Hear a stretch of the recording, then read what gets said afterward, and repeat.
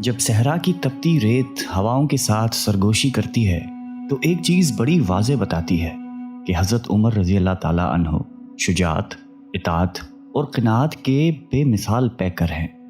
تیر اندازی، پہلوانی اور خطابت میں آپ نے مہارت حاصل کی۔ اسی زمانے میں ہی لکھنا پڑھنا سیکھ لیا تھا۔ رواج زمانہ کے مطابق تعلیم کے بعد فکر معاش کی طرف متوجہ ہوئے اور عرب کے اہم مشغلہ تجارت کو اپنے روزگار کا سامان بنایا۔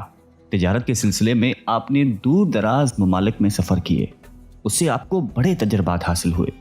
خودداری، بلند حوصلے، معاملہ فہمی اور دور اندیش نگاہی اس کا نتیجہ تھا۔ قبائل کے درمیان معمولی رنجشوں کو اپنے غیر معمولی فہم اور تدبیر سے بہت جلدی حل فرما لیا کرتے تھے۔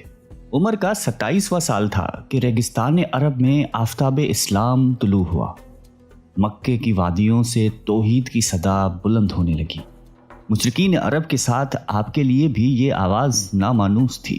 آپ اس پر سخت برہم ہوئے، یہاں تک کہ جس کے بارے میں یہ پتہ چلتا کہ وہ مسلمان ہوا ہے اس کے جانی دشمن بن جاتے۔ ان کے خاندان کی ایک کنیز مسلمان ہو گئی تھی، اس کو اتنا مارا کہ مارتے مارتے تھک جاتے۔ اس کنیز کے علاوہ بھی جس پر زور چلتا اس کو خوب مارتے پیٹتے، لیکن اسلام کا نشہ ہی ایسا تھا جو ایک بار چڑھ جاتا تو اترنے کا نام ہی نہیں لیتا تھا۔ ان تمام سختیوں سے ایک شخص کو بھی اسلام سے نہ اتار سکے۔ قریش میں سیدنا عمر فاروق رضی اللہ تعالیٰ عنہ کی طرح ابو جہل بھی مسلمانوں کی دشمنی میں صف اول میں تھے۔ ایک دن نبی اکرم صلی اللہ علیہ وآلہ وسلم نے دعا فرمائی کہ اے اللہ، اسلام کو یا تو عمر بن خطاب یا ابو جہل کے ذریعے معزز کر دے۔ مگر یہ دولت تو ازل سے ہی سیدنا عمر فاروق رضی اللہ تعالیٰ عنہ کی قسمت میں لکھی جا چکی تھی۔ دعا نبی کی ہو تو اثر کیسے نہیں دکھاتی۔ اسلام کا سب سے بڑا دشمن جانثار اور دوست ہو گیا۔ اللہ نے عمر فاروق کو اسلام کی نعمت سے نواز دیا۔ ان کے اسلام لانے سے ایک زلزلہ برپا ہوا۔ مشرکین ان کے گھر کے ارد گرد جمع ہو کر نعرے بازی کرنے لگے، صبا عمر، صبا عمر، عمر بے دین ہو گیا۔ لیکن کسے معلوم تھا کہ عمر فاروق نے اپنی زندگی کا مقصد جان لیا تھا۔ سیدنا عمر فاروق رضی اللہ تعالیٰ عنہ کے اسلام لانے سے ایک نیا دور شروع ہو گیا۔ اس وقت 40 کے قریب افراد اسلام میں داخل ہو چکے تھے، لیکن وہ نہایتی بے بسی اور مجبوری کی زندگی بسر کر رہے تھے۔ اعلانیہ فرائض مذہبی ادا کرنا تو درکنار، اپنے آپ کو مسلمان ظاہر کرنا بھی خطرے سے خالی نہیں تھا۔ کعبہ میں نماز پڑھنا تو ناممکن تھا۔ آپ نے مشرکین کو جمع کر کے بڑی جرأت مندی اور بہادری سے اپنے اسلام کا اعلان کیا۔ کسی میں اتنی ہمت نہیں تھی کہ آپ کے سامنے کھڑا ہوتا۔ آپ کے ماموں نے دیکھا کہ اسلام کا معاملہ تازہ ہے، کہیں مشرکین کوئی نقصان نہ پہنچاتے، چنانچہ انہوں نے اپنی امان میں رکھ لیا۔ لیکن امیر المومنین اسلام کے قبل اپنی آنکھوں سے مسلمانوں کی مظلومیت اور بے بسی دیکھ چکے تھے، اس لیے مسلمانوں کی محبت کی وجہ سے اس امان کو ٹھکرا دیا اور عام مسلمانوں کی طرح مل کر مشرکین کے مصائب کو استقامت کے ساتھ سہنے کو تیار ہو گئے، اور اعلان کیا کہ اب نماز جماعت کے ساتھ کعبہ میں ادا کی جائے گی۔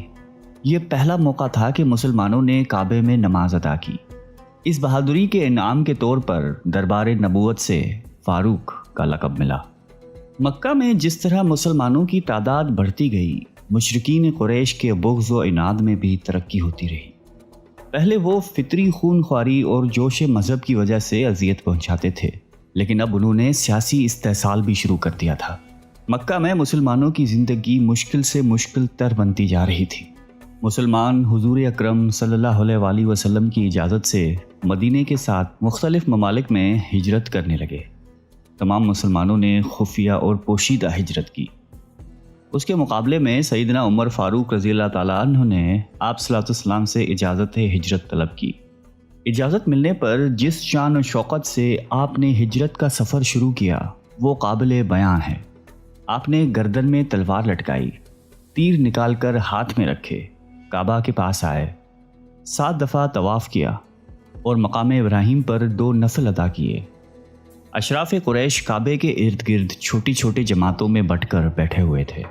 آپ ہر جماعت کے پاس آتے اور فرماتے کہ تمہارے چہرے خاک آلودہ ہوں، جو چاہتا ہے کہ اس کے بچے یتیم ہوں، اس کی بیوی بیوہ بنے، وہ اس وادی کے پار آ کر میرا مقابلہ کرے۔ سنو، میں مدینے ہجرت کر رہا ہوں، کون ہے مقابلے کو تیار؟ آئے میدان میں۔ للکار فاروقی کے سامنے سب کی بہادری دم توڑ گئی اور کوئی بھی مقابلے کو تیار نہ ہوا۔ اس کے بعد جماعت در جماعت ہجرت کر کے مدینے میں جمع ہونے لگے، حتیٰ کہ سرور کونین صلی اللہ علیہ وآلہ وسلم خود ہجرت کر کے مدینے نازل ہوئے۔ آپ صلی اللہ علیہ وآلہ وسلم نے مہاجرین اور انصار کے درمیان بھائی چارہ قائم کیا۔ انصار نے اس میں جان نثاری کی مثالیں قائم کر دی تھی۔ مدینے میں اب مسلمان سکون و اطمینان کے ساتھ عبادت کرنے لگے تھے کہ غزوہ بدر کا عظیم موقع پیش آیا۔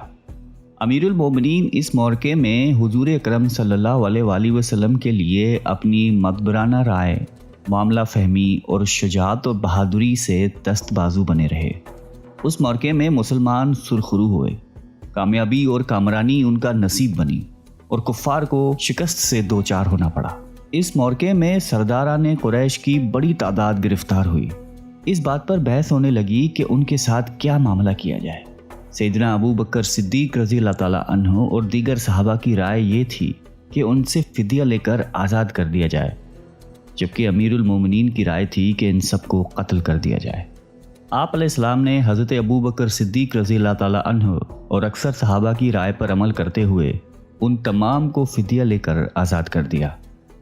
اس کے علاوہ آپ نے جنگ احد، خندق، خیبر اور فتح مکہ جیسے عظیم موقعوں میں نمایاں خدمات سر انجام دیں۔ سیدنا ابو بکر صدیق رضی اللہ تعالیٰ عنہ کی وفات کے بعد آپ خلافت میں آئے۔ اپنے 10 سال کی دور خلافت میں فارس، روم، ایران، عراق، شام، بیت المقدس جیسے عظیم سلطنتوں کو فتح کیا۔ وقت کے فرعونوں کی حکومت کے تختے الٹ دیے، پوری دنیا میں اسلام کا ڈنگا بجا دیا۔ اپنے دور خلافت میں ملکی نظم و نسق کو باقاعدہ منظم کیا۔ آپ کی حکومت میں ملک کے تمام ضروری شعبے وجود میں آ چکے تھے۔ اپنے مملکت کو صوبوں اور ضلعوں میں تقسیم کیا۔ ہر صوبے میں بڑے عہدیدار مقرر کیے، جن میں حاکم صوبہ، قاضی، فوجی محکمہ، منشی، کلارک وغیرہ شامل تھے۔ ملکی و قومی مسائل مجلس شوری میں پیش ہو کر طے پاتے تھے۔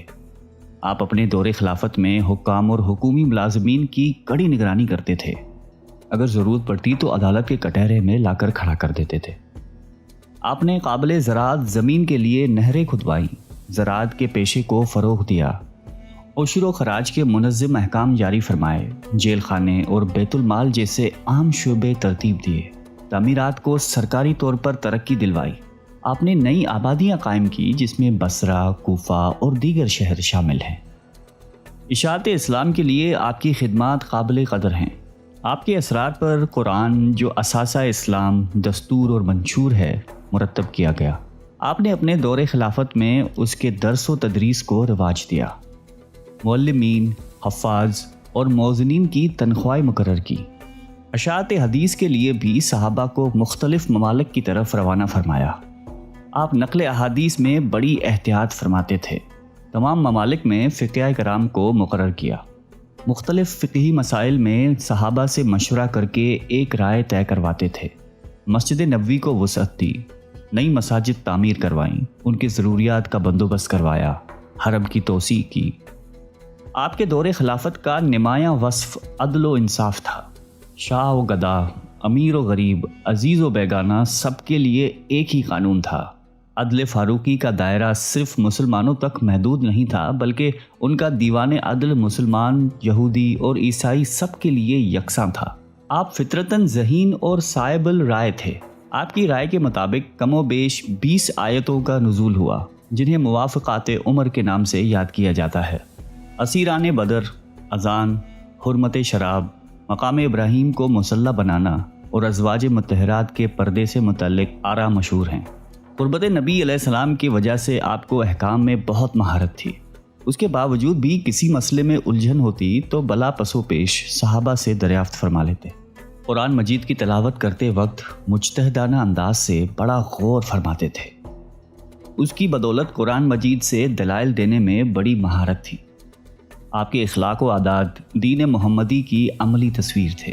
آپ کے آئینہ اخلاق میں خلوص، دنیا کی لذتوں سے اجتناب، حفظ لساں، حق پرستی، راست گوئی، تواضع اور سادگی کا عکس نمایاں نظر آتا تھا۔ جنت کا پروانہ ملنے کے باوجود آپ کا خوف خداوندی اور خشیت الہی قابل دید تھی۔ رات بھر عبادت، ذکر و اذکار میں مشغول رہتے، نماز میں عموماً ان آیات کی تلاوت فرماتے جس میں خدا کی عظمت و جلال کا بیان ہو۔ ان کی آیات کی وجہ سے آپ اس قدر روتے کہ ہچکی بن جاتی۔ سیدنا عمر فاروق رضی اللہ تعالیٰ عنہ کے دل میں حب رسول اور اتباع سنت رچی بسی ہوئی تھی۔ آپ جمال نبوت کے سچے شیدائی تھے۔ اس راہ میں جان و مال، آل و اولاد، عزیز و اقارب کی قربانی سے پیچھے نہیں ہٹتے تھے۔ زہد و قناعت کا پیکر تھے۔ دنیا کی طلب، حب جا و مال سے نفرت فرماتے تھے۔ آپ کی زندگی نہایت سادہ تھی۔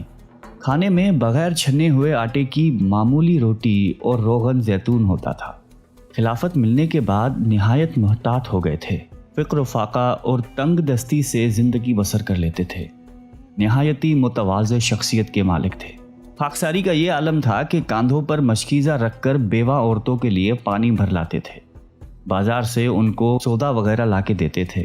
آپ کی زندگی رحم دلی سے بھرپور تھی، البتہ دینی معاملات میں سختی تھی۔ آپ اپنے بچوں اور ازواج سے نہایتی محبت کرتے تھے۔